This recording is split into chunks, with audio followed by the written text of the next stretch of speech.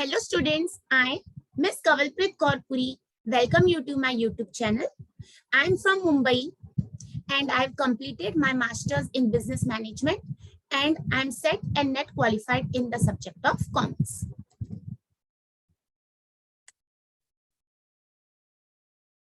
मैंने आपको अभी तक अपने पिछले वीडियोस में कम्युनिकेशन और टीचिंग एप्टीट्यूड पर बहुत सारी वीडियोस बनाई है। अगर आपने वो वीडियोस नहीं चेक कीजिए तो प्लीज उनको पहले चेक कीजिए, सिलेबस को अंडरस्टैंड कीजिए और फिर मेरी वीडियोस पर आके आप स्टडी कर सकते हैं। और जैसे कि आपको पता है 2022 के फॉर्म्स आउट हो चुके, इनफैक्ट अभी लास्ट डेट भी आने वाली है। तो अगर अब तक आपने फॉर्म नहीं भरा है तो प्लीज फॉर्म भर दीजिए और अपनी प्रिपरेशन अच्छे से रखें क्योंकि एग्जाम को कभी भी एक्सपेक्टेड है। चलिए आज हम नया टॉपिक डिस्कस करते हैं। मैं एक मैथ कॉलम लेके आई हूँ, इसके थ्रू पर हम बहुत सारे कॉन्सेप्ट्स को स्टडी कर सकते हैं। Below are given 2 sets. मैं हर बार रिपीट करती हूँ कि आप जब भी कोई क्वेश्चन देखते हैं मैच द कॉलम, उस पर जो कॉलम हेडिंग दी है उसको जरूर स्टडी कर लीजिए क्योंकि वहीं पर हमको समझ आ जाता है कि क्वेश्चन हमें क्या पूछा जा रहा है। तो यहाँ पर सेट 1 पर हमको दिया हुआ है बिहेवियर मॉडिफिकेशन टेक्निक्स और लिस्ट 2 में उसके एग्जांपल्स दिए। ठीक है, अब इसका मतलब मुझे ये कॉन्सेप्ट्स का मीनिंग पता होना चाहिए जो हमें बताया गया behaviour modification technique. I always repeat in all my lectures that whenever you are preparing for this examination, you should be very strong with the words. You should have a good command over the language and terminology. अगर आपको words का meaning पता होता है तो कुछ हद तक आप common sense से भी अपने questions के answers ढूंढ सकते हैं। तो यहाँ पर देखिए कितने वर्ड्स है। बिहेवियर मॉडिफिकेशन टेक्निक का मतलब क्या है, पॉजिटिव रीइंफोर्समेंट का मतलब क्या है, नेगेटिव रीइंफोर्समेंट, पनिशमेंट या extinction. I always repeat, net set में हम रट्टा नहीं मार जा सकते, हमको कॉन्सेप्चुअल क्लैरिटी रखनी बहुत जरूरी है। तो यहाँ पर एग्जांपल्स दिए, इसका मतलब ये टर्म्स और उसके मीनिंग दिए। अगर मैं यहाँ पर कॉमन सेंस यूज करूं और मुझे इतनी भी समझ है कि पॉजिटिव का मतलब क्या है, नेगेटिव का मतलब क्या है, और अदर एनटीए ने हमारे आंसर की कोडिंग में बहुत ज्यादा स्ट्रेटेजी नहीं यूज की है तो इजी वे में मैं क्वेश्चन फाइंड आउट कर सकती हूँ उसका आंसर। तो पहले मैं हमेशा बोलती हूँ कॉन्सेप्ट्स को समझिए। तो before I help you with this question, let's move on to the explanation. तो रीइंफोर्समेंट का मतलब क्या रहता है, is a technique that encourages और डिस्करेज स्पेसिफिक बिहेवियर। रीइंफोर्स करना मतलब या तो हम किसी चीज को एनकरेजमेंट बढ़ावा दे रहे या किसी चीज को हम कम करने की कोशिश करें। तो जब हम यहाँ बात करें इस क्वेश्चन की, ये डेफिनेटली कुछ बिहेवियर रिलेटेड है। तो यहाँ पर हम कौन सा बिहेवियर एनकरेज कर रहे हैं और कौन सा डिस्करेज, वो हमें देखना है। Like punishment, reinforcement can be positive और नेगेटिव। मतलब पनिशमेंट जैसे नेगेटिव हो सकती है, पॉजिटिव हो सकती है। अब वो पॉजिटिव कैसे होगी पनिशमेंट, ये देखेगी बाद में। तो रीइंफोर्समेंट या तो नेगेटिव होगा या तो positive. Examples of stimuli and the response. अब यहाँ पर हमको क्वेश्चन में दिए, अगर आप एग्जांपल देंगे तो वहां पर वर्ड्स यूज किए स्टिमुलस। तो यहाँ का मतलब क्या है, क्योंकि जब मैं स्टडी कर रही हूँ और जब मैं टीचर हूँ तो ये मेरी डबल रिस्पॉन्सिबिलिटी कि मैं सिर्फ खुद के लिए नहीं पढ़ रही हूँ, I have to study in a manner in, क्योंकि फ्यूचर में मुझे वो किसी को एक्सप्लेन भी करना है। तो मेरे अदर कॉन्सेप्ट सही है तो आगे जाके मेरे स्टूडेंट्स को भी बेनिफिट रहेगा। तो examples of stimuli and the response, you are hungry so you eat some food. तो यहाँ पर आपको क्या हो रहा है, आपको कौन सी चीज से इंकरेजमेंट मिल रही है, आपको भूख लगी तो डेफिनेटली आपको खाना चाहिए। A rabbit gets scared so it runs away. अब रैबिट को क्या हुआ, डर लग रहा है तो उसका बिहेवियर क्या है, वो भाग रहा है। You are cold so you put on a jacket. अब हमको ठंड लग रही है तो हम क्या करेंगे, जैकेट डालेंगे। बराबर, तो ये कौन सी चीज है, ये एग्जांपल से स्टिमुली और रिस्पांस। हम वो सिचुएशन को कैसे रिएक्ट करते हैं, हम अपने आप को प्रोटेक्ट कैसे कर रहे हैं या हमारा उस टाइम बिहेवियर कैसा रहता है।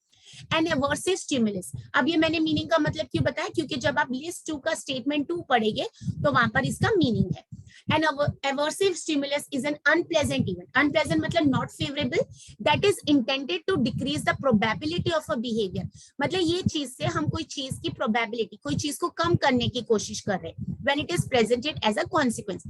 जैसे अगर पनिशमेंट मिलती है तो या तो क्या होता है, हम बहुत बिगड़ जाते हैं या हम उसको पनिशमेंट को अवॉइड करने के लिए हम उस काम को पहले ही कर देते हैं। तो यहाँ पर हमको मीनिंग समझ आ गया, क्योंकि कभी भी क्वेश्चन रिपीट नहीं होगा बट इसी टर्म्स को लेके हमारे एनटीए वाले बहुत सारे क्वेश्चंस को फ्रेम कर सकते हैं।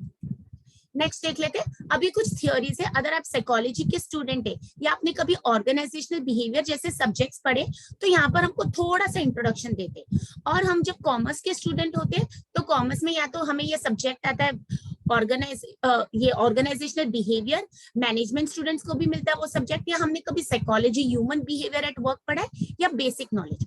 और याद रखिए पेपर 1 एक जनरल है, ऐसा नहीं है कि वो कॉमर्स स्टूडेंट्स को फेवर करे या साइकोलॉजी को, because it is a general paper.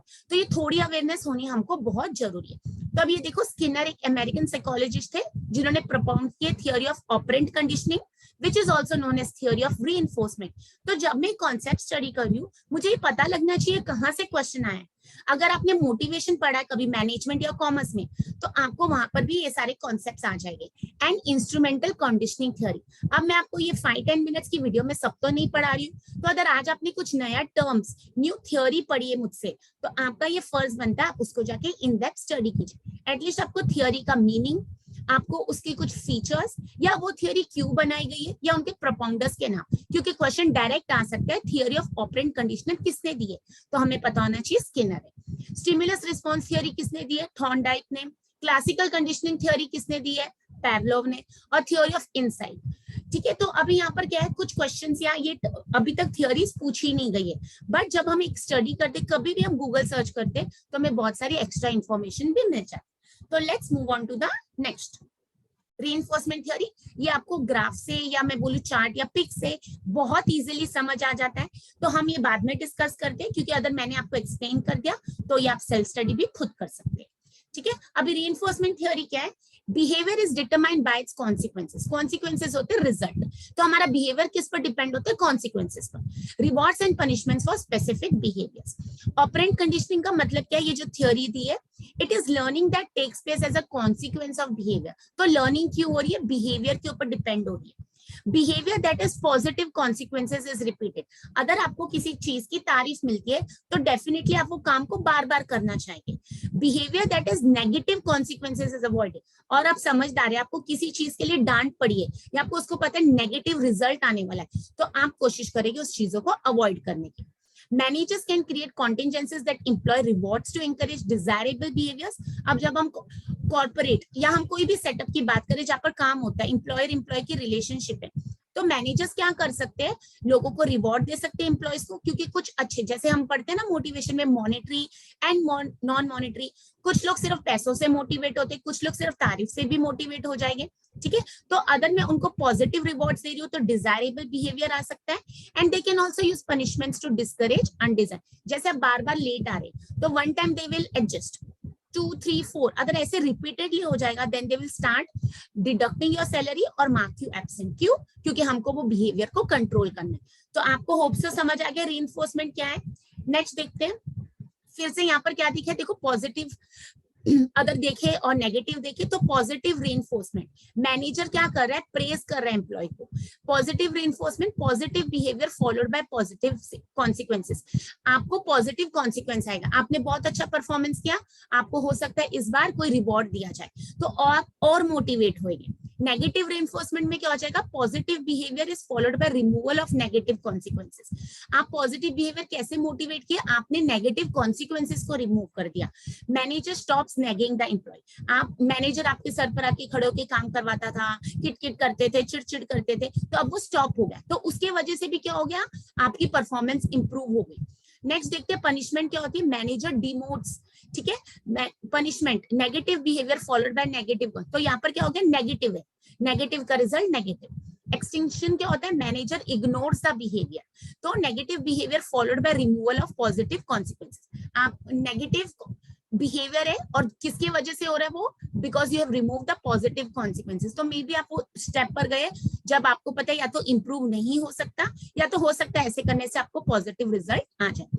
तो देखिए हमने कितने यहाँ पर कॉन्सेप्ट देखे, व्हाट इज रीइंफोर्समेंट, ठीक है। हमने पॉजिटिव का मतलब देखा, नेगेटिव का, पनिशमेंट और एक्सटिंक्शन। तो यहीं से मुझे समझ आ सकता है कि मेरा मैथ का कॉलम का आंसर क्या था, बट एक बार रीड कर लेते हैं। Punishment is used to stop negative behaviours and while it sounds confusing to refer to, क्या पनिशमेंट पॉजिटिव हो सकती है in operant condition, the term positive means adding. तो यहाँ पर ऑपरेंट कंडीशनिंग की थ्योरी पढ़े, इसका मतलब positive means you are adding something. So positive punishment involves adding a consequence. Positive punishment क्या होगी, हम ऐसा रिजल्ट ऐड करें that will deter the child from repeating the behavior। ठीक है, अब ये चाइल्ड का एग्जांपल देखते हैं। Giving a child an extra chore, अब हम उसको एक काम दे रहे हैं as a consequence for lying when asked if they clean them, उसने झूठ बोला तो हम उसको क्या कर रहे हैं, एक एक्स्ट्रा काम दे रहे हैं। Telling a child to write an apology letter, उसको बोल रहे सॉरी लेटर लिखो क्योंकि उन्होंने किसी की फीलिंग्स को हर्ट की। तो हम यहाँ पर क्या दे रहे हैं, पनिशमेंट। कौन सी पनिशमेंट, यहाँ पर हम बात कर रहे हैं कि ऐसा कॉन्सिक्वेंस होगा जो बच्चा नेक्स्ट टाइम वो काम करना नहीं चाहेगा, क्योंकि आपको समझ आ गया आपको झूठ नहीं बोलना है। ठीक है, ये मैंने कहाँ से लिया, मैंने उसका लिंक दे दिया है, आप उसको जाके आगे स्टडी कर सकते हैं। Discipline strategies fall under positive और नेगेटिव। तो डिसिप्लिन हमें पता है, positive punishment involves adding a consequence while negative punishment involves taking something away। तो पॉजिटिव पनिशमेंट क्या होती है, हम कुछ ऐड कर रहे हैं, और नेगेटिव पनिशमेंट क्या होगी, हम कुछ वहां से छीन रहे हैं। ठीक है, you are taking something away. Negative punishment involves taking something away.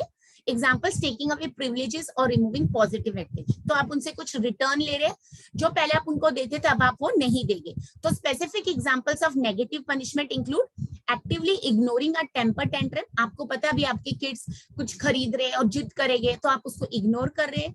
Placing a child in time out so they are not receiving any positive attention, मतलब आपने अभी देख लिया उसको कोई अटेंशन नहीं देनी है। And you taking away a child's electronic privileges. हो सकता है आप उनको बोलते थे अगर आप इतना काम करेंगे तो हम आपको टेलीविजन या ये गैजेट खरीद के देंगे। तो ये सारी चीजें क्या हम टेक अवे कर रहे हैं। तो पॉजिटिव में हम क्या कर रहे थे, पॉजिटिव में हम कुछ ऐड कर रहे हैं, और नेगेटिव में हम क्या कर रहे हैं, उनसे वो चीजें प्रिविलेजेस छीन रहे हैं।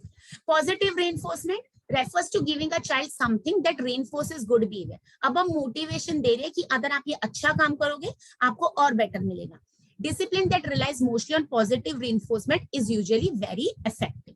ठीक है, तो ये कह रहे हैं इससे बहुत अच्छा रिजल्ट आता है। Examples of positive reinforcement include, आप तारीफ कर सकते हैं, प्रेज, एक रिवॉर्ड दे सकते हैं। ठीक है, तो स्पेसिफिक एग्जांपल, सेइंग ग्रेट, अब क्या करें, great job, putting your dish away before I even asked you. तो कोई बच्चे से हम रोज काम करवाते हैं, उसने पहले ही वो काम कर दिया, या उसके करने से पहले हमने उसकी तारीफ कर दी, तो ये क्या हो जाएगा, मोटिवेशन हो जाएगा।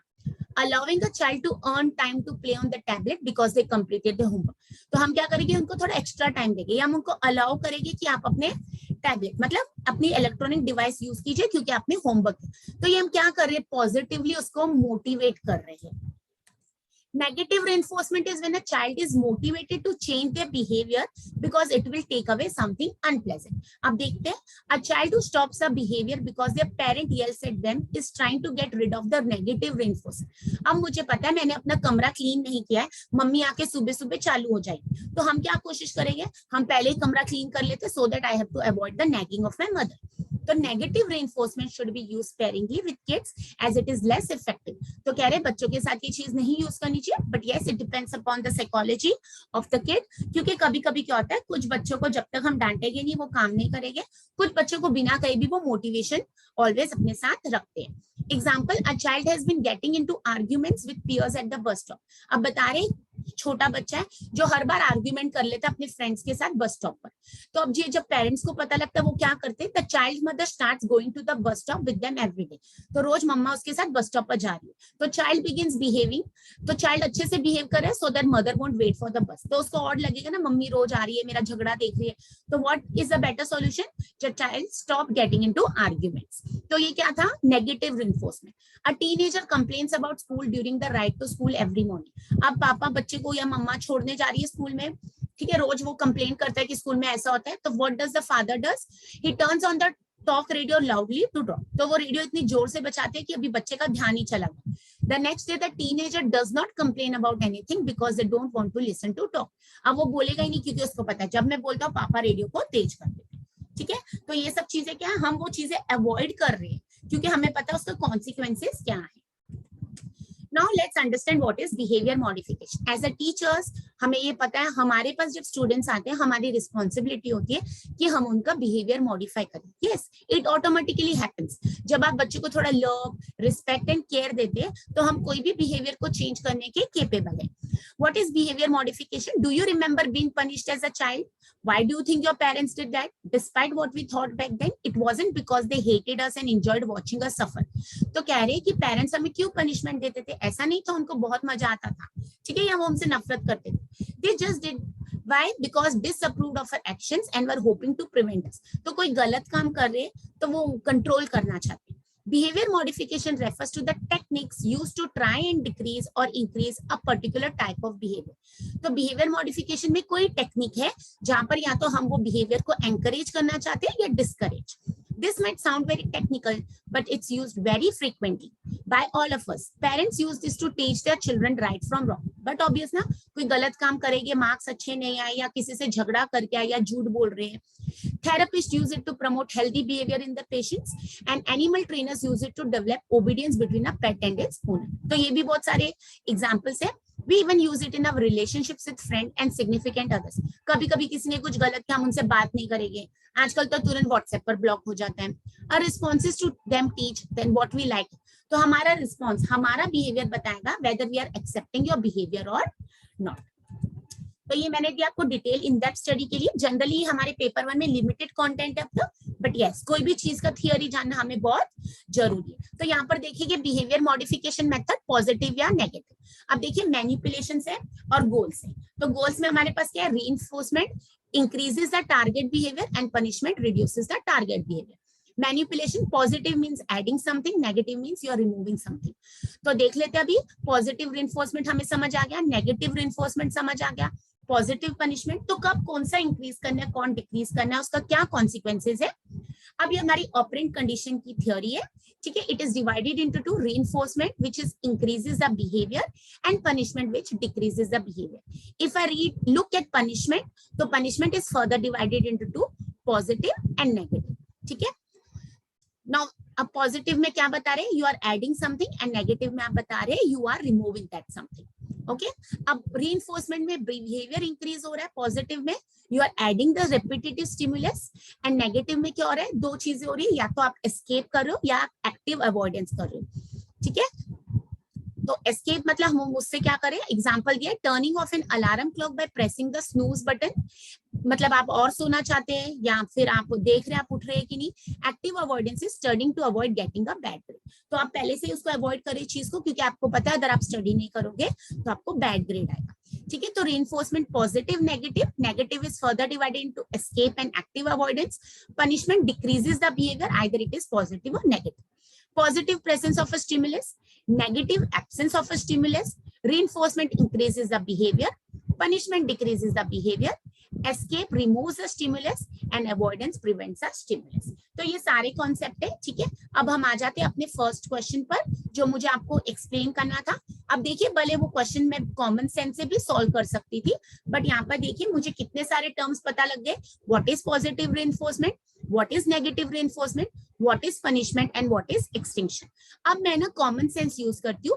पॉजिटिव का मतलब है ऑप्शन नंबर 4, स्टेटमेंट 4 देखते हैं क्या वो इसको मैच हो रही है.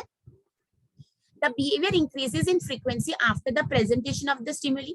पॉजिटिव से क्या बिहेवियर इंक्रीज हो रहा है, अच्छा वाला बिहेवियर.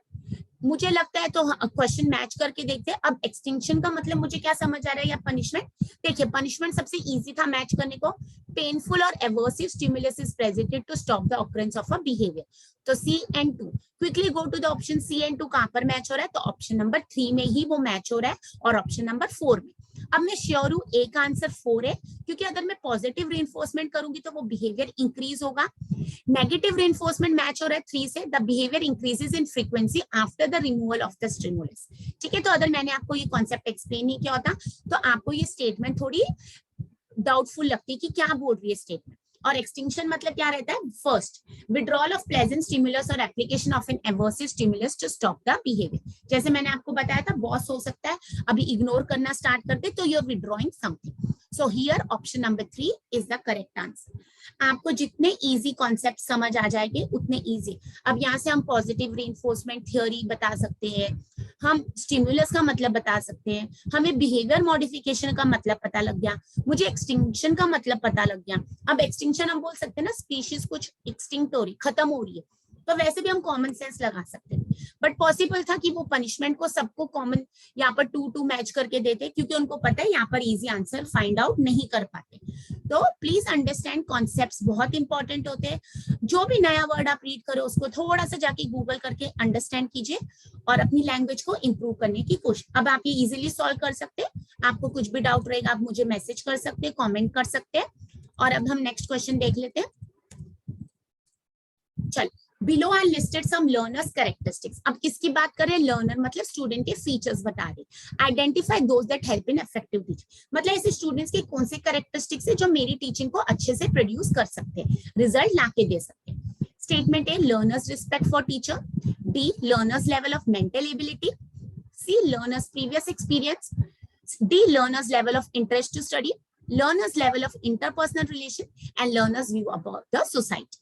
अब देखिए स्टूडेंट्स के बिहेवियर, जो मुझे सपोज हम ये बाहर की बात नहीं करें, क्लासरूम टीचिंग मैं टीच कर रही हूँ उनको, तो अब जो स्टेटमेंट ए है ना वो बहुत ज्यादा आजकल मैं बोलूँ उसका मैं मीनिंग कैसे बोलूँ आपको, क्योंकि टीचर्स की रिस्पेक्ट तो डिपेंड हम करते हैं कि नहीं, तो this is something very personal. हम ए स्टेटमेंट को इग्नोर कर देते, बी आंसर में होना चाहिए, क्योंकि अगर मैं आपको पढ़ा रही हूँ आपकी उतनी मेंटल एबिलिटी होनी चाहिए।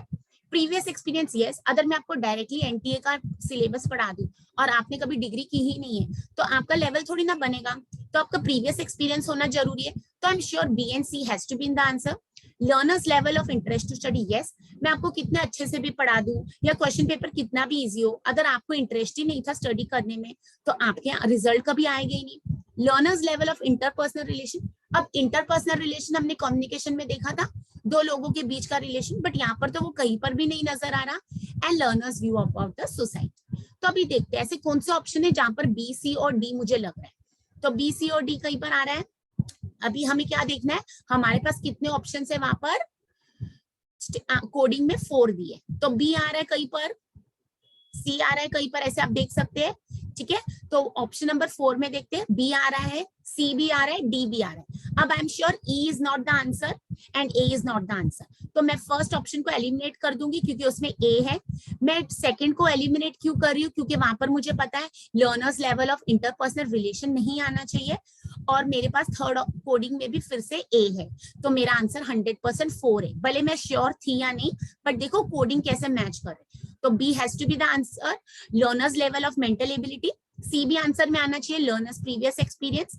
D, learners level of interest to study भी आना चाहिए, और 4, learners view about the society भी आना चाहिए। सो देखिए एलिमिनेशन मेथड कॉमन सेंस से मैंने क्वेश्चन को सॉल्व कर लिया। Next, from the list given below identify those teaching methods, तो कहां पर क्वेश्चन आ रहा है, टीचिंग मेथड से, which have a great scope for dialogue discourse, मतलब जहां पर डायलॉग को अलाउ कर रहे हैं। अब डायलॉग मतलब 2 वे कम्युनिकेशन, मतलब दो लोग बात कर रहे हैं। ठीक है, अब कौन से मेथड्स हमें यहाँ पर टीचिंग मेथड से, मैंने कल भी आपको वीडियो में एक टीचिंग मेथड पर क्वेश्चन दिया था, तो देखो beauty of the syllabus, how in different manner you can frame the questions.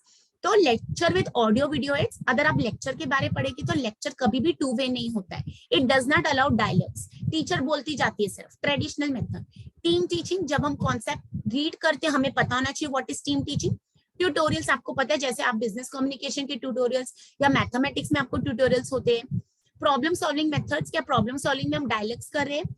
Chalk and talk method बिल्कुल भी ट्रेडिशनल मेथड हो गया। And group discussion, yes group discussion तो आंसर में आना ही चाहिए। अब मैं पहले देख लेती हूँ टीम टीचिंग का मतलब क्या है। टीम टीचिंग को रीड कर लेते हैं। Purpose of team teaching and advantages. Team teaching offers an opportunity of a better education to a large group of students through a team of teachers. तो नाम से ही समझ रहे, ग्रुप ऑफ टीचर्स। जैसे मैं बोलूं अगर कोई सब्जेक्ट्स में एनटीए में कंफर्टेबल नहीं, जैसे I am not very good with mathematics and data interpretation, तो मेरी एक पूरी टीम रहेगी जो आपको बेस्ट देगी। तो इससे क्या बेनिफिट हो रहा है, the goal of team teaching is improvement of teaching through a better utilisation of a group of teachers. हर टीचर अपनी स्पेशलाइजेशन स्टूडेंट को ऑफर कर रही है। Team teaching utilizes teachers' specialized expertise, interest, instruction skills, time and energy. तो teachers अपना best performance दे रहे हैं अपने best subjects में और best way में. It ensures effective planning as well as meticulous instructions. तो teachers अपनी best performance दे रही है तो उतना plan भी अच्छा करेगी, उतना हमको results भी अच्छे आएंगे. It ensures preparation of lessons, materials and other aids to create motivation among the students and to create better learning. अब अगर मैं यहाँ पर images नहीं लगाऊं तो हो सकता है आपको मेरा लेक्चर बोरिंग लगे, ठीक है, या तो हो सकता है मैं ऐसा पढ़ाती हूँ कि आपको बोर हो। तो हम कोशिश कर रहे हैं हम ऐसा मटेरियल, ऐसे लेसन्स प्लान करें जिससे हमारे स्टूडेंट्स की बेटर लर्निंग हो। The team concept itself increases the possibility of variety in instruction based on pool talent. तो यहाँ पर टीचर्स का टैलेंट पूल हो रहा है, कोई मैथ्स का टीचर अपना बेस्ट दे रहा है, कोई साइंस का टीचर अपनी बेस्ट परफॉर्मेंस दे रहा है, कोई कॉमर्स का टीचर अपना बेस्ट दे रहा है। ठीक है, Beggs has observed that team teaching provides realistic treatment of individual differences and meeting the needs to identify and adapt. तो इससे क्या हो रहा है, टीचर्स का भी बेस्ट परफॉर्मेंस आ रहा है, हमको समझ आ रहा है कि हम अपनी कौन सी बेस्ट तरीके से दे सकते हैं और ये एक realistic treat because we recognise the individual differences. ठीक है, इसके बहुत सारे एडवांटेजेस है, हमें न्यू इंसाइट्स मिलते हैं, बहुत अच्छे रिलेशनशिप डेवलप होते हैं, टीचर अपना बेस्ट परफॉर्मेंस दे रहा है और हम कोशिश कर रहे हैं कि हम बच्चों से बेस्ट रिजल्ट लाए। तो अभी यहाँ पर देख लेते हैं हमारा कौन सा सुटेबल आंसर है। Identify the teaching methods which have great scope for, जिस पर कौन, तो I am sure A is not the answer. तो ए इज नॉट आंसर क्योंकि वहां पर डायलॉग्स नहीं आए, तो एलिमिनेट ऑप्शन स्ट्रेटेजी यूज करो, ऑप्शन नंबर 1 इज एलिमिनेटेड। ठीक है, टीम टीचिंग मुझे लगता है आंसर में आना चाहिए, क्या नहीं आना चाहिए देख लेते हैं। ट्यूटोरियल्स में हो सकता है, प्रॉब्लम सॉल्विंग मेथड्स में भी आपका हो सकता है। अब मुझे लगता है चॉक एंड टॉक मेथड नहीं आना चाहिए, तो आई एलिमिनेट ऑप्शन नंबर ई। तो ई एलिमिनेट हो गया तो मतलब मेरा ऑप्शन नंबर 3 गया और ऑप्शन नंबर 4 भी गया। तो अब मैं देखती हूँ डायलॉग किस में हो सकता है, ट्यूटोरियल्स में हो सकता है, प्रॉब्लम सॉल्विंग मेथड्स में भी हो सकता है और ग्रुप डिस्कशन में। तो ऑफ कोर्स मेरा आंसर यहाँ पर 2 है। तो मैंने टीम टीचिंग क्यों बताया, क्योंकि टीम टीचिंग में क्या हो रहा है, हम एक कॉन्सेप्ट लर्न कर रहे हैं और नेक्स्ट टाइम हमारा क्वेश्चन आ सकता है, बट टीम टीचिंग में डायलॉग्स नहीं आ रहे क्योंकि वो टीचर फोकस मेथड था, तो लेक्चर भी नहीं आ सकता, बट ट्यूटोरियल्स 100% आएंगे, अब प्रोवाइडेड आपको ट्यूटोरियल्स का मतलब पता हो। तो C should be in the answer. Problem solving methods, yes आपको डिस्कस करने को मिल रहा है, should be in the answer. And F group discussion तो आपको पता है उसमें डायलॉग्स है, तो here the correct answer is 2।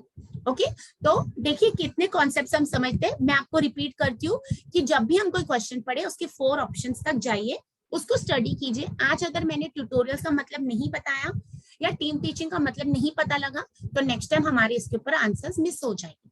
इसलिए आप हमेशा कोशिश कीजिए कि जितने ज्यादा कॉन्सेप्ट्स आपको नॉलेज होगी उतनी इजी आप क्वालिफाई हो जाए। ओके, तो आज हमने क्या डिस्कस किया, पहले मैंने आपको ये थ्योरी बताई, मैंने उसको आपको एग्जांपल्स दिए और हमने इजी वे में क्वेश्चन को सॉल्व करने की कोशिश की। याद रखिए स्टूडेंट्स, भले मैं आपको 10 मिनट्स या 15 मिनट्स की वीडियो पढ़ा रही हूँ, उसमें मेरी भी प्लानिंग काफी होती है और आपके एक नहीं कई कॉन्सेप्ट्स।